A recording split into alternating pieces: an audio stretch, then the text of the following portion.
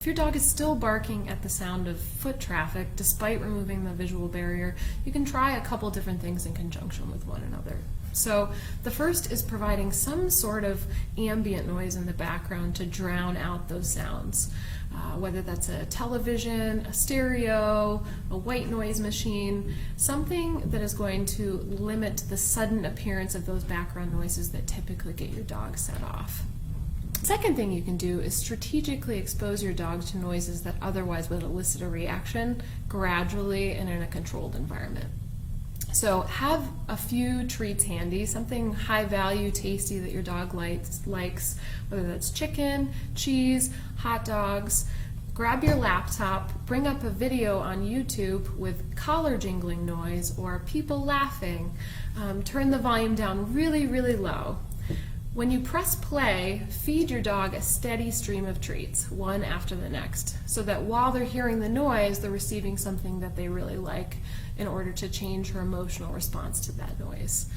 If your dog isn't taking treats, gets rigid, looks like she's going to react or is reacting, stop the video immediately, lower the volume, and try again.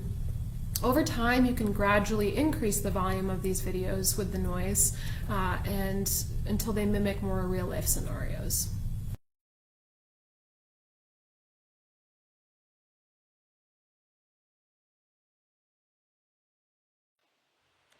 If your cat is urinating out of the litter box, the first thing you want to do is consult your veterinarian to make sure that there's no underlying medical issues. If your cat is healthy, the next thing you want to do is evaluate the cleaning process.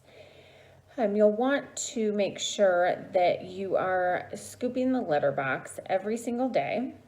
Cats don't like a dirty toilet just like we don't.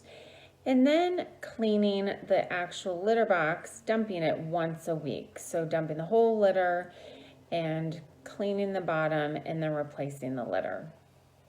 Oftentimes cats are very finicky with their litter.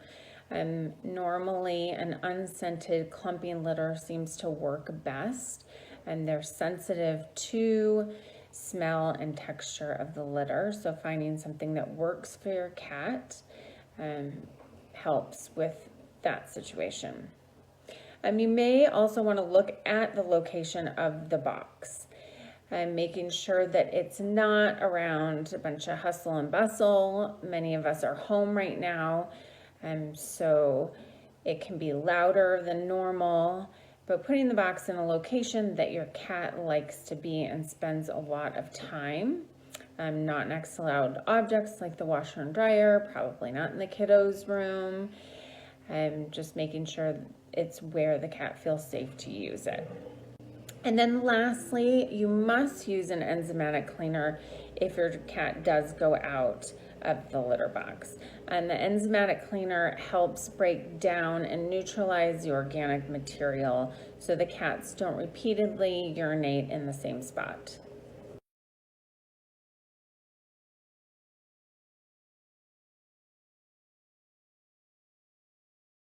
If your dog is consistently digging in the yard, there are a few things that you can do to manage this situation.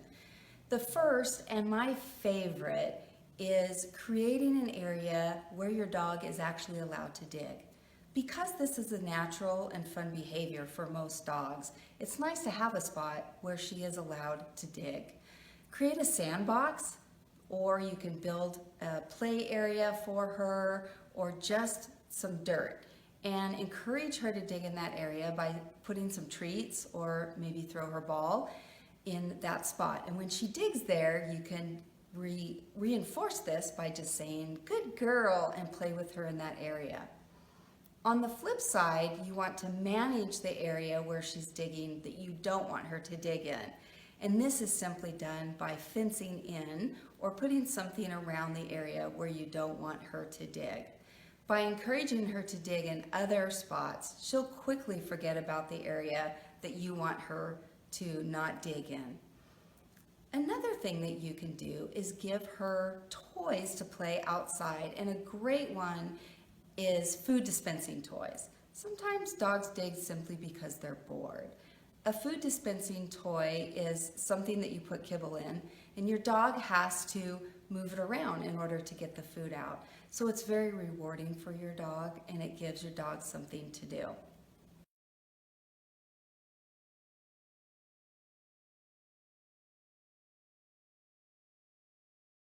Separation anxiety is a term used to describe a very wide range of behaviors. It can be anything as mild as a dog whining for 5 minutes when being left alone, to behaviors that are very severe, like a dog scratching the door so hard that their nails are bleeding, or dogs chewing through their metal crates, or even jumping out of glass windows when they are alone in desperate attempts to find you. Hopefully your dog is not in that latter category. A dog with a mild case of separation anxiety is largely able to calm down on their own, or their behaviors are short-lived. For example, a dog might bark for 10 to 15 minutes nonstop when alone, and then curl up on the couch and go to sleep. Although those first 10 to 15 minutes of barking are not desirable, especially if you live in an apartment, at the end of the day, that dog is not at risk for any harm, and we can address the barking challenges for sure. In milder cases of separation anxiety, like what I described, usually you can reduce your dog's unwanted behaviors when alone by providing them extra enrichment during those first few minutes of departure. One of the easiest ways to increase enrichment is to use your dog's food. If I had a dog that barked for 10 minutes when I went to work, what I would do is take their breakfast and no longer feed them out of a bowl. Instead, I can mix, let's say, 1 cup of kibble with a few tablespoons of canned dog food, and then pack it into a food toy, such as a Kong or similar item. And bonus, I can freeze it so that when my dog gets this right as I'm going out the door, it'll take a very long time for my dog to clean out. My dog is still getting his breakfast, it's just happening when I'm not there. That way my dog will learn over time, when the person leaves, it's time to work on a food project, not time to get really worked up and start chewing on the couch. In more severe cases of separation anxiety, food will not work. The reason for that is a dog with severe separation anxiety is so panicked and distressed when being left alone, it's similar to a human having a panic attack.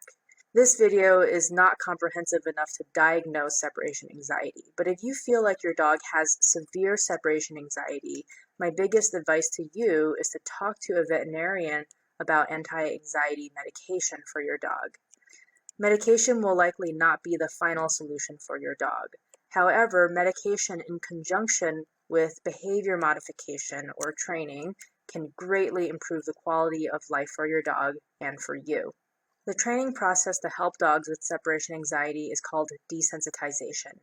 In a nutshell, this means exposing your dog to separation in a small enough amount that your dog does not feel any stress at all, and then increasing that amount of separation over time. It is a very complicated process, and as you can imagine, it can take a long time too.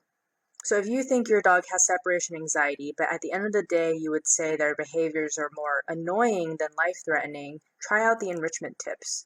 If you feel like you are a prisoner of your own home because you feel so distressed about the idea of leaving your dog at all for any amount of time, your dog probably has a pretty severe separation anxiety challenge, and we can definitely help with that.